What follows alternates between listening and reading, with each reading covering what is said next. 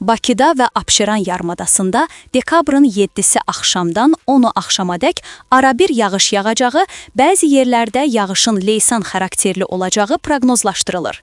Yeni Sabah məlumat verir ki, bu haqda Milli Hidrometeorologiya Xidmətinin məlumatında deyilir. Verilən məlumata əsasən Azərbaycanın rayonlarında isə dekabrın 7-si səhər qərb rayonlarından başlayaraq 11-i axşamadək bəzi yerlərdə hava şəraitinin fasilələrlə yağıntılı olacağı gözlənilir. Ayrı-ayrı yerlərdə Naxçıvan, Emir, Qaradağ və Şərqi Zəngəzur, Balakənd, Şəki, Qazax, Gəncə, Quba, Qusar, Mərkəzi Aran, Lənkəran, Astara yağıntının leysan xarakterli intensiv olacağı, dağlıq ərazilərdə qar yağacağı ehtimalı var.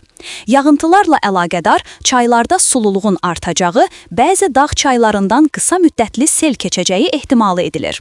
Avtomobil yollarında vəziyyət açıqlanıb.